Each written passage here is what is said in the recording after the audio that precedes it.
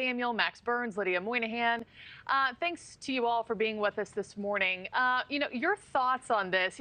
Also, someone correct me if I'm wrong here, but in this executive order, it seems like all of the onus falls on these companies, to figure out if it's safe and trustworthy and report back to the government on what the results are. Ian, I'll start with you here. Your thoughts in response.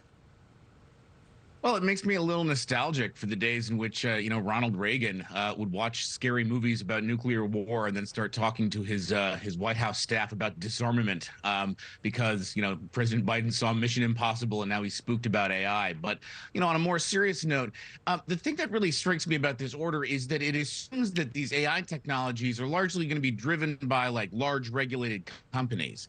And that's just not really true. Most of these technologies are already open source. They're already widely distributed, and they can be run and operated by private individuals or very small groups. So it's not really a situation like constructing airplanes where there's going to be 3 or 4 companies that do it. It's much more distributed situation. And so, good luck on the executive order, I guess. I mean, yeah, minimize the risks, maximize the benefits. Hey, let's do that for every industry, right? But I just don't see the practical impact. Well, Max, I have to bring it over to you. I mean, the fact is that the president essentially was briefed by Tom Cruise. That in and of itself, it makes for an interesting headline.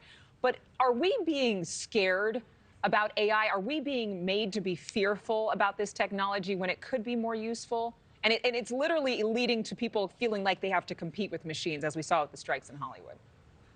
Well, I think it's definitely a serious issue, but the problem is Americans are getting worried about the wrong parts.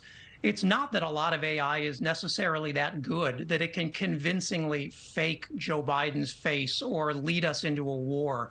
The problem is it's really easy to make. And what we've seen from social media is that this fake AI stuff doesn't need to be great to go viral, and that it confuses just enough people that it starts to create trust issues in what we're seeing. And that, I think, is one of the long-term concerns companies are worried about. It's why we're seeing them work with Joe Biden here. But for now, this sort of Mission Impossible future is still a bit science fiction. Yeah. Lydia, I want to bring you in, to Max's point about deep fakes. We have seen some believable ones, and specifically, we've seen believable ones about Tom Cruise, too. We've seen it do research, for students, and that leads to plagiarism and, our inability to, as my mama says, use your own noggin, at times. What scares you the most when it comes to AI, its capabilities, and where this is all headed from here? I love how this has turned into a segment about Tom Cruise, right? It raises a question, is Joe Biden going to pass regulation protecting babysitters if he watches a stranger calls? I find that a weird sort of headline that they want out there. But look, I think it's laudable that they're trying to take action and do something here. This technology has really just been unveiled in the last 12 months or so with ChatGPT and generative AI. And oftentimes you're looking at Congress, you're looking at Washington playing major catch-up years after technology was introduced, right?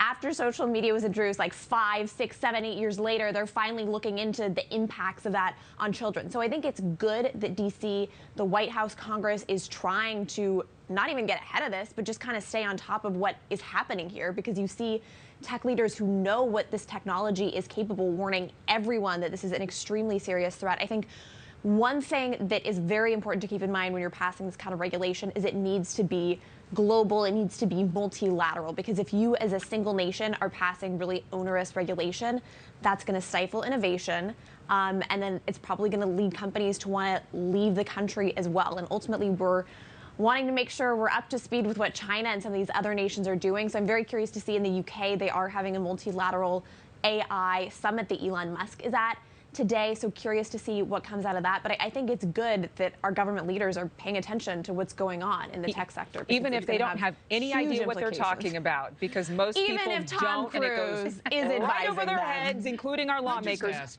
You mentioned Elon Musk.